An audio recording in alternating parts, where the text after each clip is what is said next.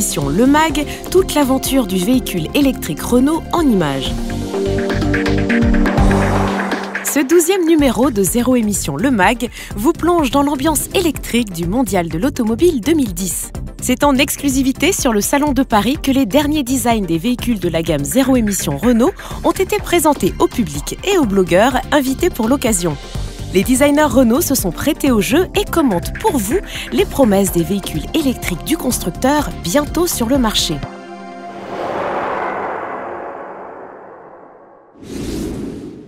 Les blogueurs ont été nombreux à répondre à l'invitation de Renault pour passer 2 jours sur le site du Mondial. Au programme, la découverte des dernières nouveautés, les secrets du design de Renault Twizy et l'essai de prototypes. Les blogueurs partagent avec vous leurs impressions sur l'avènement prochain du véhicule électrique. J'ai pu voir sur les stands que les gens étaient quand même très intrigués, ça peut mordre. Parce que c'est pas polluant, parce qu'il y a quand même la performance qui n'est pas laissée de côté, donc moi j'y crois. For example, in my country, in Spain, the city councils, they are more or less every city in the country is making projects to install charging points in parkings, in the streets or in companies. It's a beginning also. It's a beginning. Je suis plutôt convaincu sur l'aspect de l'intérêt d'un véhicule électrique. Après, c'est relativement pas cher, on peut dire, par rapport au modèle qu'ils proposent aujourd'hui. Il y a l'aspect plaisir à conduire qui est plutôt agréable, enfin, donc j'aime bien. C'était une découverte d'essayer la Z2, la Fluence. C'est un vrai plaisir parce qu'on n'a plus la boîte de vitesse à toucher et c'est même plus confortable qu'une bonne boîte automatique de véhicule thermique. Ça fait pas de bruit, donc c'est vraiment sympa.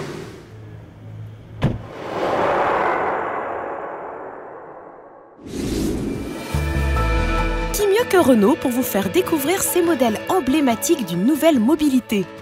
Découvrez avec les responsables de leur design les secrets et les promesses de Twizy, du concept car Désir et de Zoé.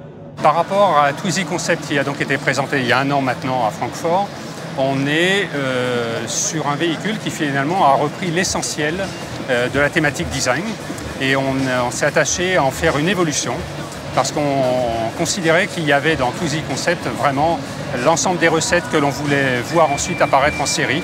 Et on a fait évoluer principalement les choses du point de vue de la face avant, de façon à ce que Twizy trouve sa place de façon complètement cohérente dans la future gamme Renault. On a cherché à définir ce que pouvait être une nouvelle offre de mobilité urbaine. On a voulu également s'adresser à des gens qui sont donc des urbains très actifs, mais qui sont aussi très attentifs à la mode, à toute la nouveauté, des nouveautés qui apparaissent dans le monde qui les entoure. Et en fait, une façon de répondre à ça, c'était la recherche de la compacité la plus forte possible. Et à partir du moment où on avait figé cette approche, on a fait en sorte de dessiner un objet dont la carrosserie était la plus enveloppante possible, la plus lisse possible, pour donner un sentiment de protection, un sentiment aussi de bien-être. On est dans un véhicule qui offre qui n'est pas une automobile, bien sûr, mais qui offre vraiment de véritables plus par rapport à un scooter. On y est protégé, on conduit ce véhicule comme une automobile. On a 4 roues, un volant, on a un certain nombre de repères qui apparaissent immédiatement. Désir, premièrement, une ambition. C'est une ambition de Renault de faire la voiture plus belle et plus émotionnelle. Alors ça, c'est très important et on va trouver ça dans la voiture de série. Deuxièmement, on introduit un langage de forme très sensuel, chaleureux et simple, parce qu'on est une marque humaine et on voulait communiquer ça en utilisant le design. Et troisièmement, le Renault Désir est important parce qu'on montre pour la première fois une nouvelle identité très forte avec une losange verticale, fière et très visible. La voiture future, ils vont s'inspirer à cette voiture-là. En fait, la nouvelle Clio 4 qui va arriver en 2012 est vraiment inspirée par ce design-là parce que j'ai mis la même équipe de design sur le Renault Désir et sur la nouvelle Clio 4. Alors les 2 voitures sont développées côté à côté et j'espère dans 2 ans, vous allez voir l'ADN de Désir dans la nouvelle Clio 4. Le projet Zoé est devenu beaucoup plus, je dirais, réaliste. Donc bien sûr, il faut s'adapter. Donc là, il ne s'agissait plus de faire un concept car futuriste, mais quelque chose qui va sortir dans 2 ans.